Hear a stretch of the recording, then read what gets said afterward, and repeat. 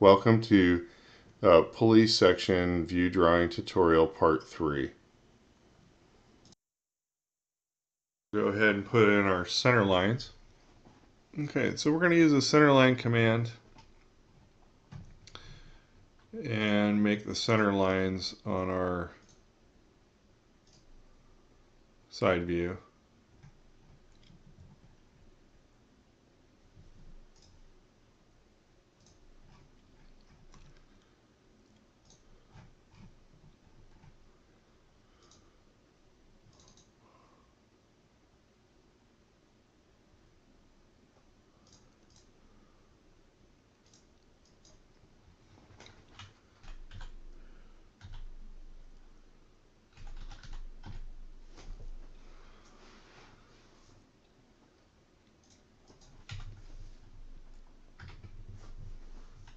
And we can adjust the lengths of our center line to extend past.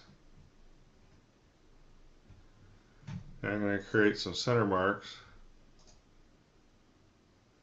especially on this center of the entire view. Let's put our center line in between.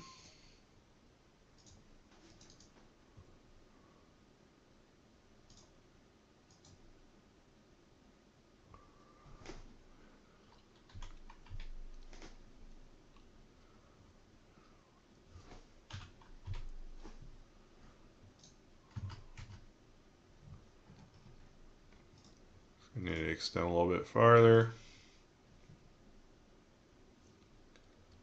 Double click on it, you can change that number, 1.125. Oops, that was supposed to be 1. This is 3.125, and we should have our extension out.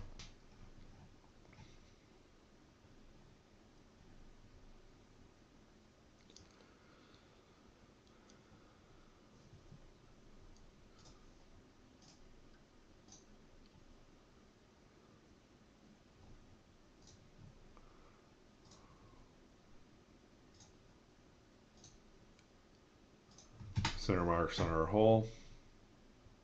There's different ways to dimension this. Typically, I would put a bolt center. So we'd go to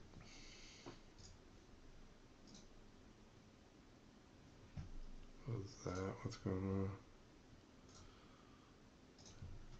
Okay, so you can put a center line motion on that.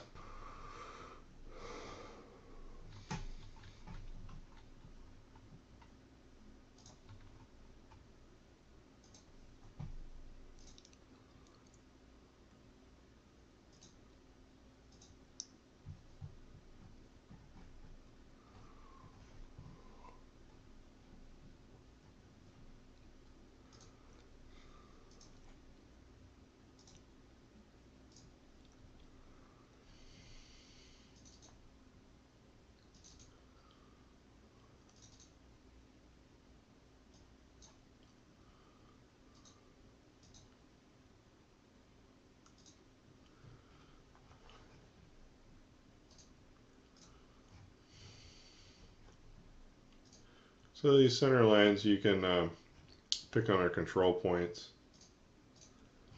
and move them out. You have to click on the endpoint once.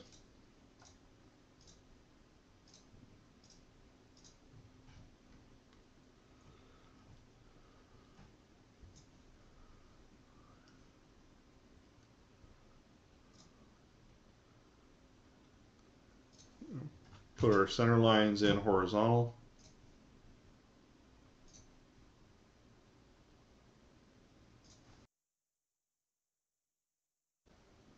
Okay, now that we have our center lines pretty much placed and our center marks, I'm going to create the cutting plane line that corresponds with the view on the right. So remember, the arrows are going to point in the opposite direction of the view placement. So if you're looking at a right side view section view, you're going to have arrows pointing to the left because that's the direction the viewer will be looking at the part. So first I'm going to start off, and I'm going to make this in profile visible layer. You could make a separate layer. And it looks like Sierra prefers a phantom line for it. I typically actually use the other type of cutting line and go with a heavy dash, but I will do as in Rome. Um, we'll pick on the center point we made on this center circle, and we're just drawing right now a regular line based off the um, layer settings. Okay, so now that we've created a line going up and down, we're going to take and change those two specific lines. I'm going to highlight them both and double click on the properties, and instead of going by layer, we're going to override it. And so we could go with dashed, which is should be bigger than hidden, but we're going to go with phantom, and because it's not aligning with the center marks too well, let's try phantom 2. It gives us a few more dashes. Okay. Now, okay, so we're going to create a leader line, and to the arrows. At least that's how I do it. And I'm going to turn on ortho. I'm going to go to multi-leader.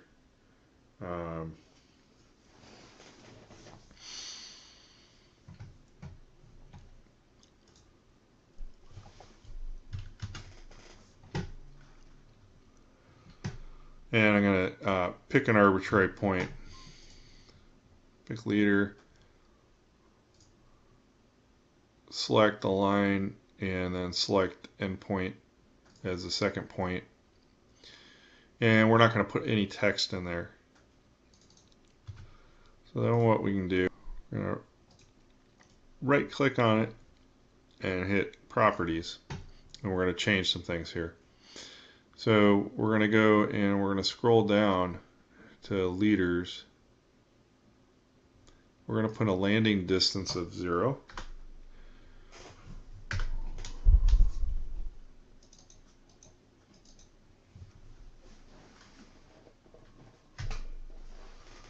Okay, and then we're going to double the head size, so it's going to be 36, which will double the arrow size. And the line type, we're going to change that to Phantom 2 as well. Okay, so you repeat that procedure on the opposite side. Put your other arrow on there. We should be labeling this view, because it's a first section view, AA. So you'll have a letter A at each arrow.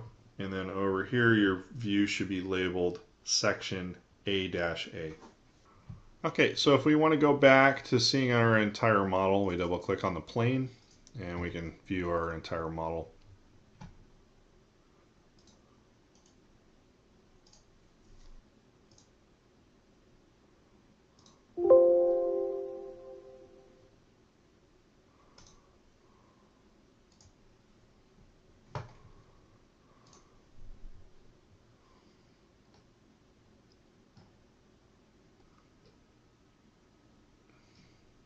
Okay, so let's have 1:4 scale on your isometric view. Make it clear of the revision block. Don't forget to lock that viewport when you do that. Okay, so you should technically have labeled AA because it's a first section view or first special view, and you should put section A-A underneath your view that it's associated with. Remember, the arrows point the opposite direction of the actual view you're doing, because the viewer would be looking from the right, because the arrows are pointing to the left. That's the direction your eyes would be looking. Alright, I think you guys have the dimensioning down, so that's all I'm going to do on this tutorial, and I'll see you on the next one where we're doing the hand wheel.